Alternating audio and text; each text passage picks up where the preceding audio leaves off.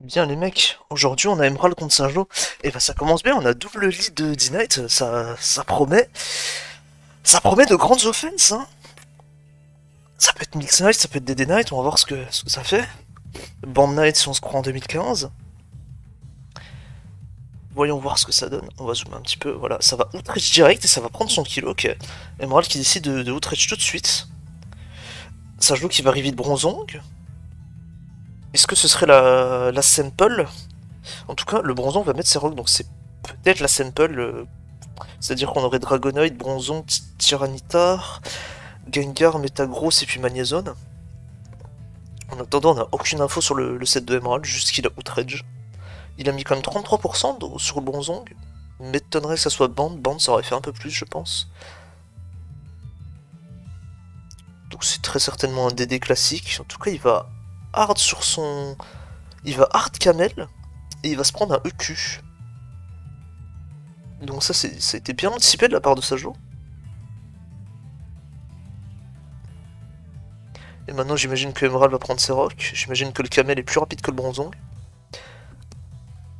On va voir du coup si ce Bronzong a Gyroball. Si le Gyroball il serait logiquement plus lent que le Camel, même si Camel est joué moins speed.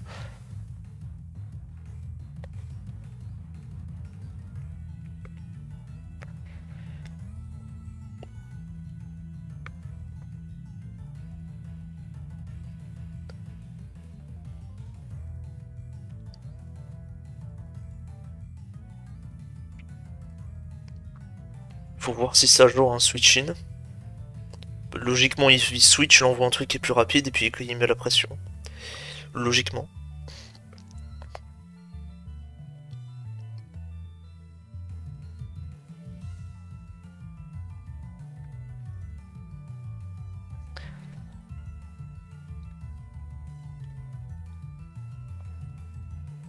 Emerald qui prend son temps.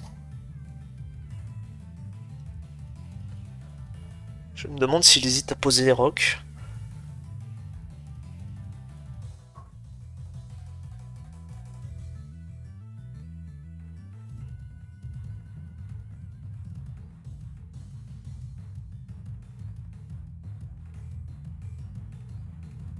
Parce qu'on a quand même vu un Dragonite qui a cliqué Outrage dès le tour 1 en mode j'en ai rien à foutre.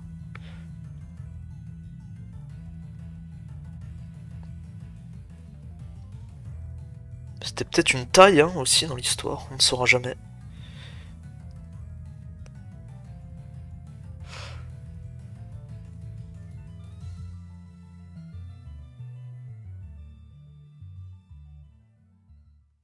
T'as Sajo du coup, je crois qu'il y a Sajo qui a cancel son clic et du coup son timer commence à baisser.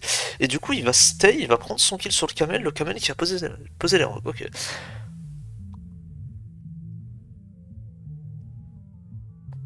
Et voyons voir du coup la réponse de Emerald à ce Bronzong.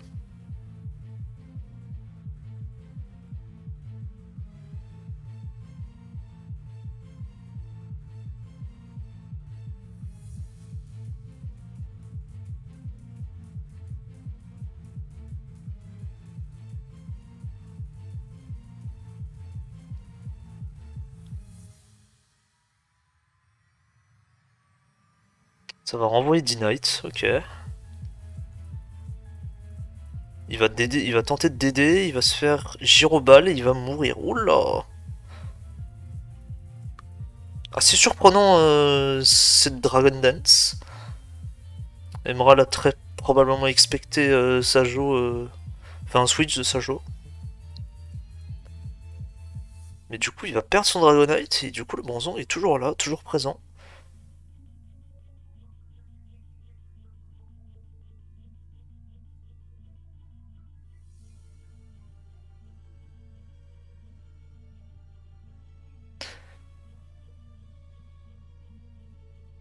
Meta va être reveal, ok.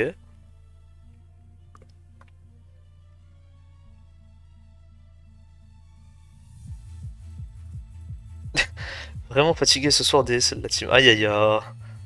C'est un aveu de faiblesse, ça je reconnais. Un trick Iron Ball va partir, plus de Kaberry, ouais bon c'est... J'ai presque envie de reveal la team mais je vais pas le faire parce que...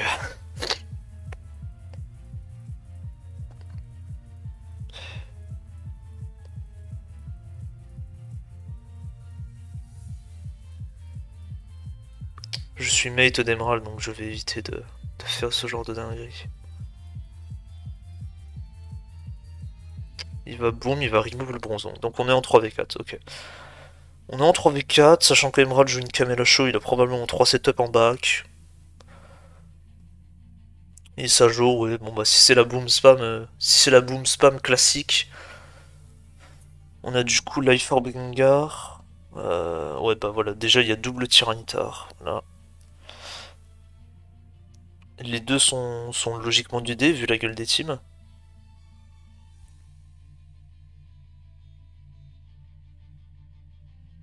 Ça veut dire ouais on a Tar,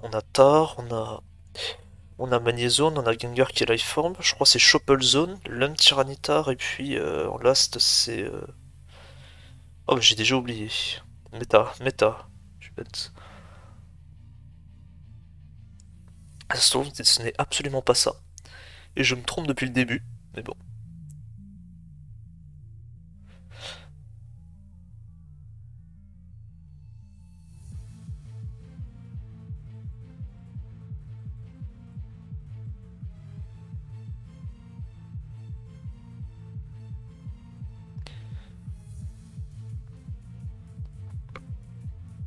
Bon du coup les deux ne meurent pas de...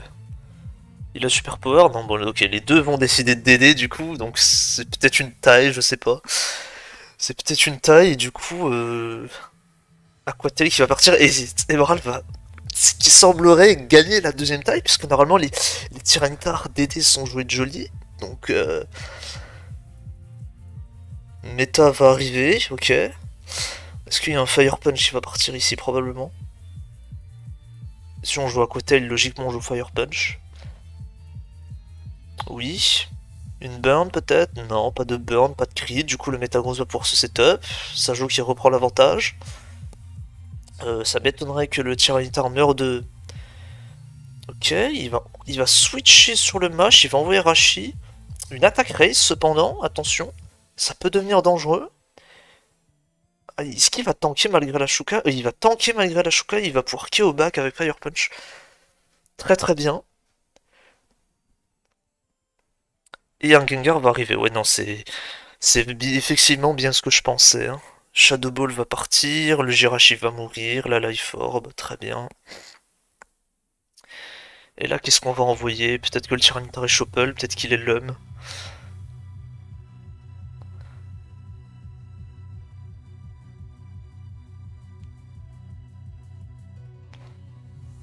Faut voir du coup comment Emerald décide de gérer ce Gengar.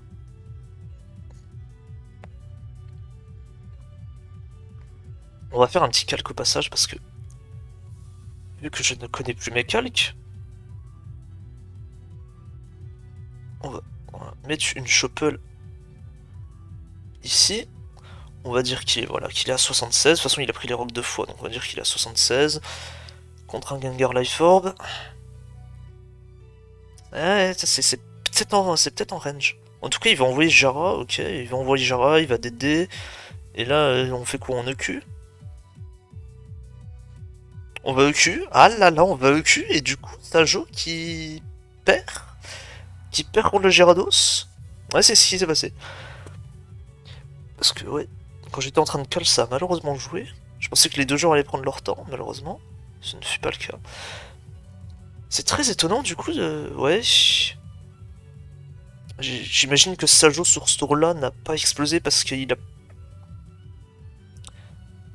Il a espéré que Emerald choke en se disant que Tyranitar ne gagnait le duel contre Magnézone, pardon.